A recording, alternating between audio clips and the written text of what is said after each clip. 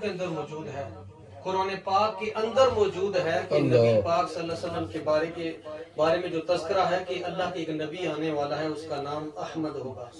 یہ بشارت عیسیٰ علیہ السلام نے بھی دی، حضور علیہ السلام کی جد اعلیٰ حضرت ابراہیم علیہ السلام نے بھی دعا میں نبی پاک صلی اللہ علیہ وسلم کے بارے میں رب کی بارگاہ میں دعا کی کہ ربنا وبعث فیہم رسولا۔ بہت زیادہ ثبوت موجود ہیں، مگر ہم ایسے نہیں ہیں کہ ہر جگہ پہ ہم ثبوت ہی تلاش کریں، سبحان اللہ، کیونکہ ثبوت ان چیزوں کا چاہیے کہ جو بات کسی جگہ پہ نہ موجود ہو، قرآن حدیث میں موجود نہ ہو تو اس بات کا ثبوت چاہیے۔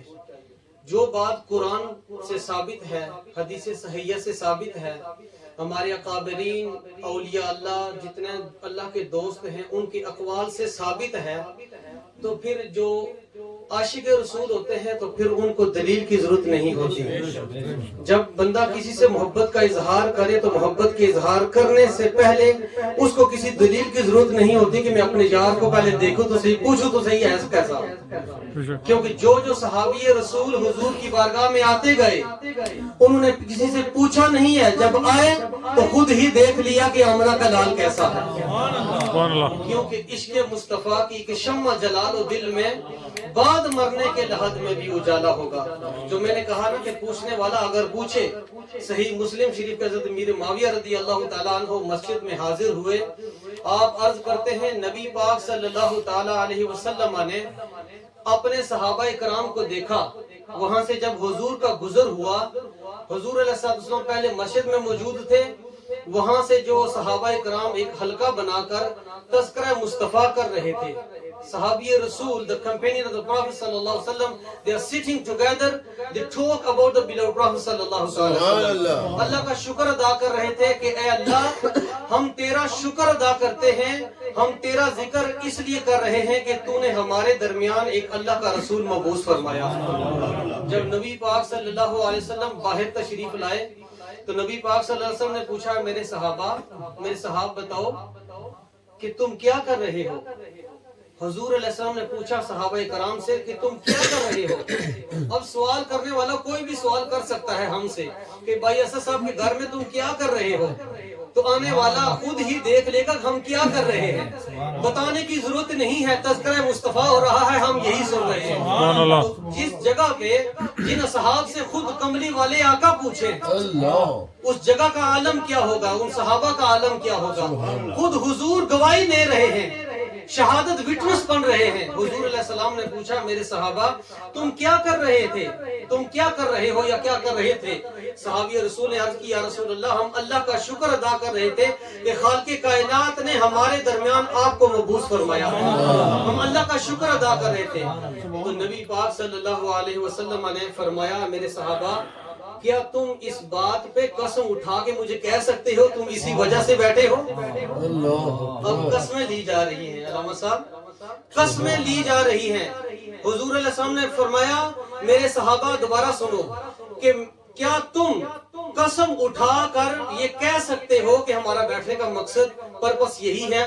صحابی رسول نے عرض کی یا رسول اللہ ہم اللہ کی قسم اٹھا کر کہتے ہیں ہمارا بیٹھنے کا پرپس یہی ہے، تذکرہ مصطفیٰ کرنا، رب کی بارگاہ میں اس کا ذکر کرنا، اس کا شکر ادا کرنا۔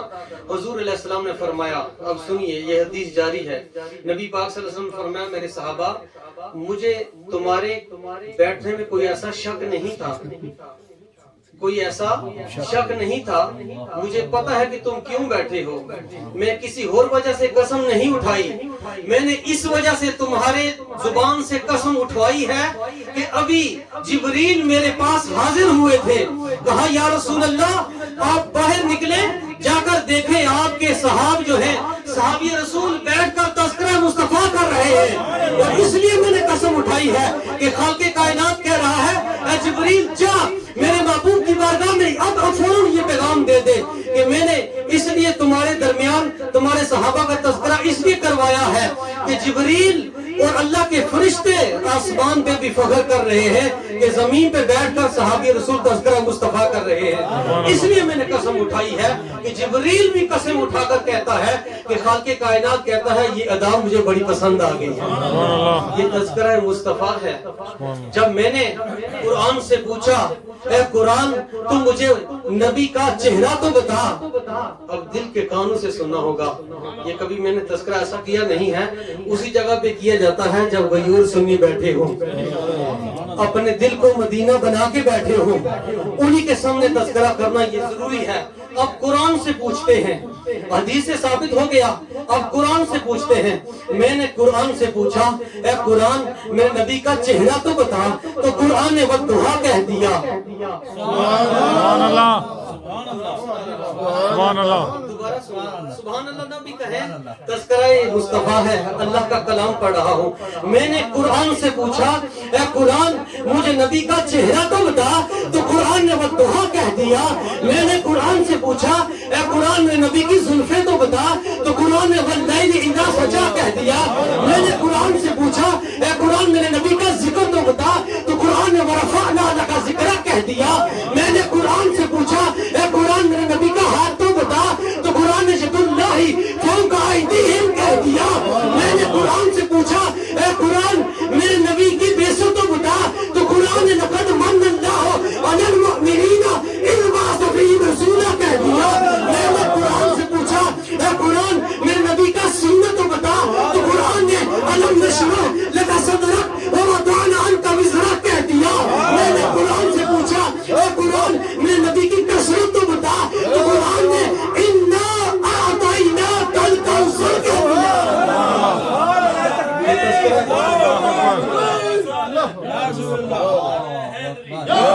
میں نے قرآن سے پوچھا اے قرآن میرے نبی کا نور تو بتا, تو قرآن نے قد من اللہ علی المؤمنین لقد جاءکم رسول نور و کتاب مبین کہہ دیا. میں نے قرآن سے پوچھا اے قرآن میرے نبی رؤوف الرحیم ہے یہ تو بتا, تو قرآن نے لقد جاءکم رسول من انفسکم عزیز علیہ ما عنتم حریص علیکم بالمؤمنین رؤوف الرحیم کہہ دیا. میں نے قرآن سے پوچھا اے قرآن میرے نبی کی عمر تو بتا, تو قرآن نے لعمرک کہہ دیا. میں نے قرآن سے پوچھا میرے نبی کا یہ تمام مقام اور مرتبہ پوچھ کر میں نے قرآن سے پوچھا اے قرآن میرے نبی کا نام تو بتا, تو قرآن نے محمد رسول اللہ کہہ دیا. یہ قرآن ہے. اور آخر میں یہ کہنا چاہتا ہوں تذکرے تو بڑے ہیں, ختم ہونے والے نہیں ہیں. میں نے جب یہ سارا قصہ قرآن سے پوچھا, قرآن نے کبھی ہاتھ بتایا, کبھی زلفیں بتائی, کبھی چہرہ بتایا, کبھی زندگی بتائی, کبھی بیست بتائی, کبھی قرآن بتایا, کبھی نور بتایا, کبھی سینہ بتایا, کبھی کثرت بتائی, کبھی جد اللہ والے ہاتھ بتائے. یہ قرآن کہہ رہا ہے اے سنی اے غافل ادھر ادھر بھٹکنے کی کوئی ضرورت نہیں. آج در مصطفیٰ پہ یا تجھے اللہ کا قرآن ملا گا یا مصطفیٰ کا فرمان ملے گا. اب کہیں اللہ اللہ اللہ اللہ, یہ قرآن کا جلال ہے, یہ قرآن کہہ رہا ہے. یہ تذکرہ مصطفیٰ قرآن کے اندر موجود ہے. ابھی میں نے تو چند تذکرے کیے ہیں. کیوں قرآن ہم پڑھیں, عشق مصطفیٰ والی اہمیت پہ کا تو پھر پتہ چلتا ہے عشق مصطفیٰ کی کیا ہے. اعلیٰ حضرت نے ویسے نہیں لکھ دیا. جب میں نے قرآن سے بھی اسی قرآن سے پوچھا اللہ کے نبی جو ہیں یہ کون ہے, اے قرآن تو بتا اللہ کے نبی کون ہے, اللہ کے نبی کی شان کیا ہے. تو قرآن نے کیا کہا, یا ایھا النبی. حافظ صاحب نے رسالہ کیا تھا نا, کسی نے کیا لکھا اے نبی, کسی نے کہا اے نبی. قربان جائے اعلیٰ حضرت نے نبی کا جو مادہ ہے نا, نبی نبی نواز سے جو نکلا ہے, اس کا ترجمہ اعلیٰ حضرت نے بتایا. ڈکشنری اٹھائیں وہاں سے پڑھیں نبی کا مادہ, نبی کا مطلب کیا ہے. مجھ سے نہ پوچھیں, خود قرآن سے پوچھیں. ڈکشنریاں ہمارے پاس موجود ہیں. آکسفورڈ میں جاتے ہیں ڈکشنری اوپن ہوتی ہے, ہم اسکول کالج میں جاتے ہیں ڈکشنری ہماری اوپن ہوتی ہے. کاش اگر ہم عشق مصطفیٰ والی ڈکشنری بھی اٹھائیں پھر ہمیں پتہ چلے گا نبی کا مطلب کیا ہے. نبی کا مطلب ہے دیوار کے پیچھے جانے والے نبی, اے پورے جہان کا تذکرہ رکھنے والے نبی. اعلیٰ حضرت لکھا ہے اے غیب کی خبریں بتانے والے نبی. لوگ پوچھتے ہیں غیب کیا ہے, غیب کا تذکرہ بھی قرآن پاک کے اندر موجود ہے، کیونکہ خالق کائنات نے فرمایا میں کنجوسی نہیں کرتا، جب اپنے نبیوں کو علم غیب دیتا ہوں تو کنجوسی نہیں کرتا۔ ارے وہ خالق ہے، وہ مالک ہے، وہ کنجوسی کیسے کرے گا؟ آپ اپنے بچے کو پیسے دیں، کپڑے دیں، حالات پیار کریں، کنجوسی نہیں کرتے، کوئی کنجوسی والی بات نظر نہیں آتی۔ وہ خالق خلقت مبرئا من کل عیب کأنک قد خلقت کما تشاء، اس نے پوچھ پوچھ کے مصطفیٰ کو بنایا ہے۔ رب آکھیا سونیا محبوبہ دس تینوں کہو جیا بناونا ہے، موسیٰ نو بنایا، موسیٰ نو بنایا، آدم نو بنایا، ابراہیم نو بنایا، عیسیٰ نو بنایا، سیش نو بنایا، یعقوب نو بنایا، یوسف نو بنایا، پر سونیا تیرے تو پوچھ کے تینو سجاونا ہے۔ پر محبوبہ کیا مینو انج بنا مولا میری جان جہانا دی جان ہوئے، پوے میں بولا پوے تو بولے ساڑھے دوواں دی ہک زبان ہوئے۔